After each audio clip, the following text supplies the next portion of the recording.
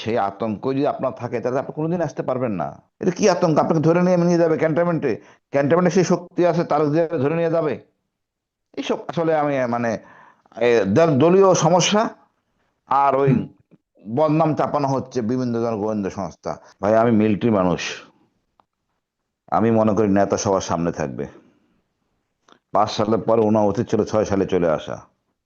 থাকতেন না হয় 10 দিন জেলখানায়। পুরো দেশটাই অন্যরকম হয়ে যেত। পুরো দেশটাই বিএনপির হয়ে যেত।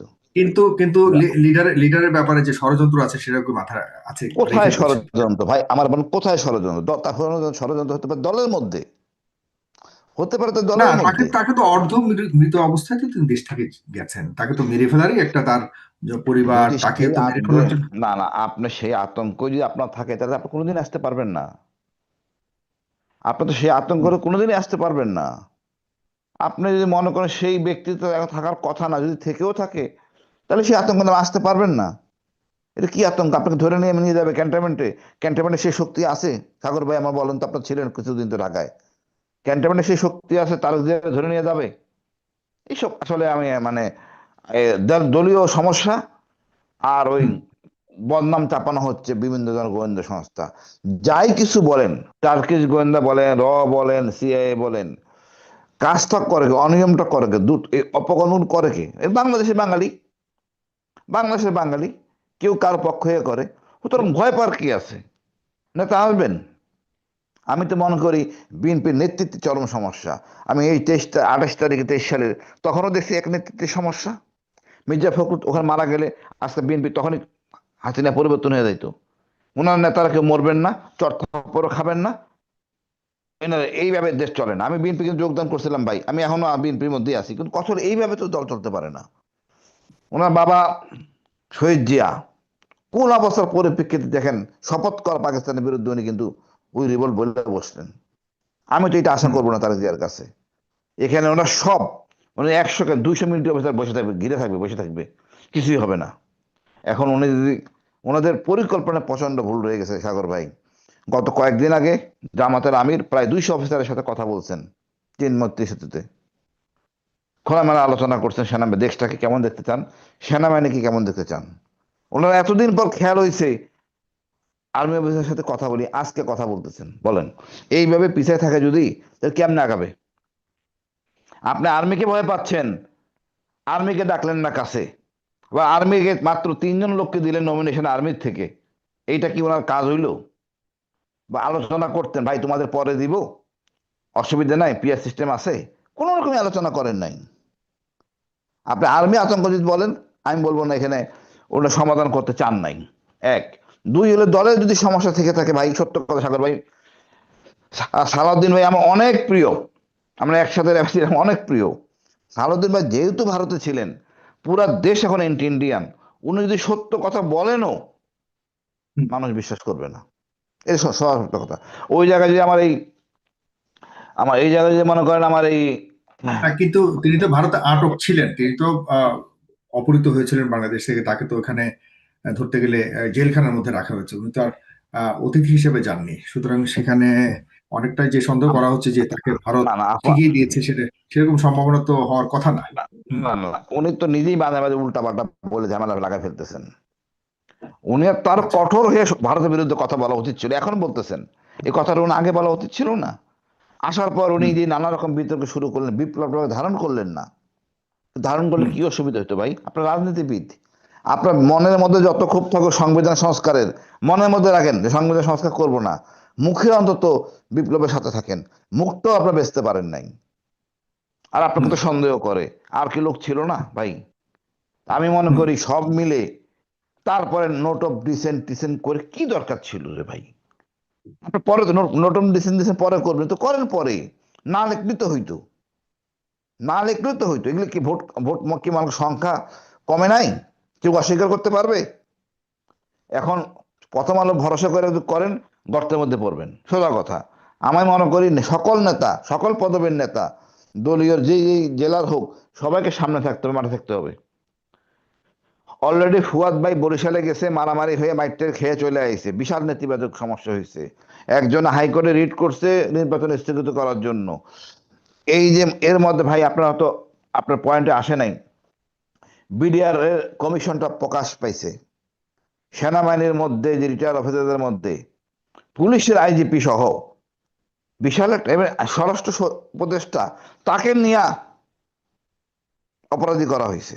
আপনি মনে করেন না রাষ্ট্রের মধ্যে বড় ভেঙে লেগে গেছে, বিশাল একটা সমস্যা চলতেছে, সবাই তো জি। আতঙ্ক। এটা তো স্বাধীন কমিশন, এটা কিন্তু স্বাধীন তদন্ত কমিশন। আপনি নো ওয়ান ক্যান সে এটা রাইট লেফট নথিং, আর এটা দৃশ্যমান ডিক্লাসিফাইড, এটা প্রকাশ করা হবে।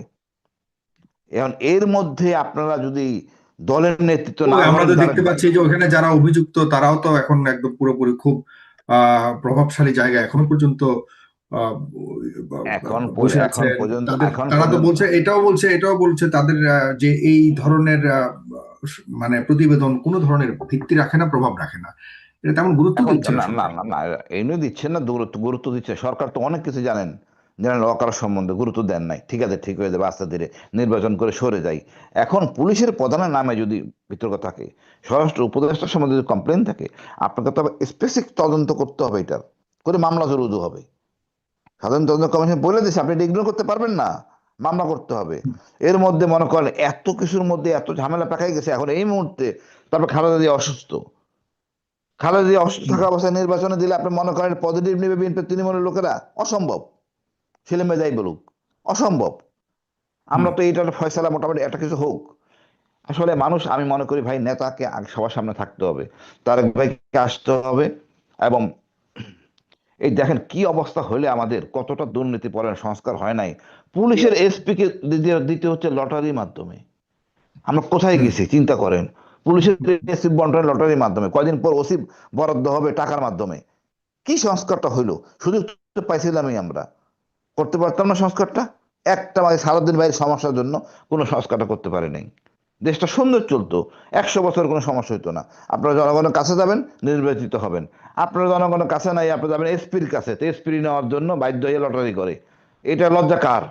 আমি জানি না কার। রাজনীতি না বুঝেন এগুলি, আমাদের কিছু বলার নাই।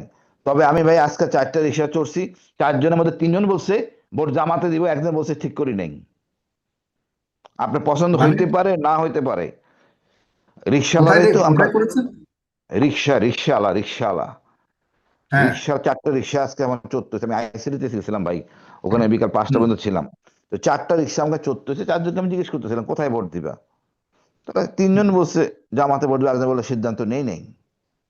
কিন্তু আপনার এখন কিন্তু ভাই দিন পাল্টে গেছে, ভাই দিন হ্যাঁ। পাল্টে গেছে, এখন তো মোবাইল। না, কিন্তু এখন কিন্তু সাগর ভাই, প্রথম আলোতে তো ভিন্ন রকম আসলো।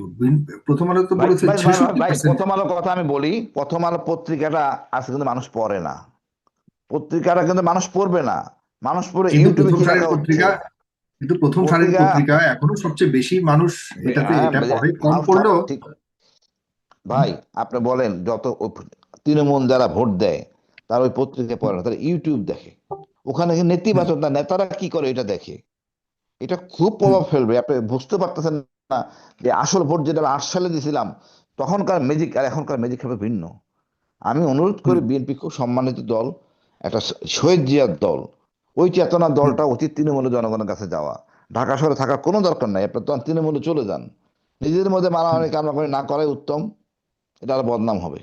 তার মানে আপনি যেটা বললেন এ তো সম্পূর্ণ উল্টা। মানে আমি যদি বলি চারজন রিক্সাওয়ালার উপরে আপনার যে জরিপ সেটির সাথে প্রথম আলোর জরিপ সম্পূর্ণ বিপরীত এবং সাংঘর্ষিক।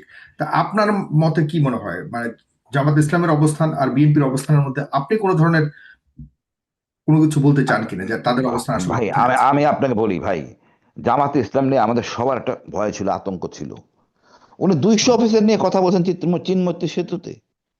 200 অফিসার, মিলিটারি অফিসার ওখানে গেছে কথা বলার জন্য, ওনাদের ভিউজ মন মতো বলছে। জামাত মোটামুটি সব এগ্রি করছে, হ্যাঁ এটা করা উচিত, করা উচিত, করা উচিত। আমরা কি সেই স্পেস পাই ফ্লোর বিএনপিতে কথা বলার? আমার বলেন তো ভাই, আমার কথা কি বিএনপি কোনোদিন শুনে? শুনে না, এটাই হলো বিএনপির সমস্যা। ওনারা ওইভাবে আগেকার দিনে কনসেপ্টে আছেন, যা বলবো সবাই শুনবে। আগেকার দিনে সেটা নাই। ইভেন আমার বাচ্চাকে আমি বলি তুই এখানে ভোট দিই, আমার বাচ্চা ভোট দিবে না, তো ওর একটা নিজস্ব মতবাদ আছে, ওই দর্শনবাদ। এখন নতুন জেনারেশন এই জি, এটা কিন্তু সেপারেট, এটা অন্য আইটেম, এটাকে এইভাবে হ্যান্ডেল করলে হবে না। আমি মনে করি সব সম্ভব হচ্ছে বড় দল বিএনপি, জনগণের প্রাণের দল, এখানে তারেক জিয়া ভাইয়ের জরুরি আসা উচিত। উনি যদি মনে করেন 200 অফিসার আমার লাগবে, গার্ড দিয়ে থাকবে, 200 অফিসার উনি পাবেন, কোনো সমস্যা নাই। কিন্তু হুম। এখন দেখেন সব হাইব্রিড লোক ঘোরাফেরা করতেছে। একটা অফিসার, একটা লোক খালেদাকে ক্যান্টনমেন্ট থেকে বের করে দিয়েছে, কোনো নেতা কথা বলে নাই। এই হ্যাঁ এই আপনার সেলিম ভাইও বলে নাই খালেদার ক্যান্টনমেন্ট থেকে কেন বের করে দিল, আর মিলিটারি অফিসার তো বলেই নাই। সেলিম গল্ফ ভাই পরে কিভাবে জানলেন? সেলিম ভাই হয়তো বন্ধ হয়ে বলেছে, যাবে, আপনি হয়তো দেখেন। না না না, গল্ফ খেলা বন্ধ হয়ে যাবে আমার মিলিটারি অফিসারদের। এখন সব হুমড়ি খেয়ে পড়ছে, এইসব ফালতু লোক বাদ দিয়া তৃণমূলের কাছে যান। এইসব হাইব্রিড দরকার নাই, জাস্ট গো টু তৃণমূল, জনগণের কাছে যান, কৃষকের হাতের কাছে যান, জেলে শ্রমিক এদের কাছে যান, এরাই ভোট দেয়। এবং এটা বন্ধ করা খুব সহজ সিস্টেম। মানে এসব জায়গাতে কি বিএনপি পিছিয়ে আছে বলে আপনি মনে করছেন? অবশ্যই ভীতি আছে। এখন জনগণ দেখতেছে না ইউনিয়ন পরিষদ এলাকায় চাঁদাবাজি হচ্ছে না, কারা করতেছে এটা জানে না। এত লোককে সাসপেন্ড করা হইলো, কোনো লাভ হয়েছে বলেন? হুম। এখন আমি আমলি নেতারা যদি শক্ত হয়, ইনশাল্লাহ ভালো বিজয় পাবে। নেতারা যদি দুর্বল হয়, দূরদর্শিতা সম্পন্ন না হয়, তাহলে বিপদ হবে, সত্যিকারের বিপদ হবে।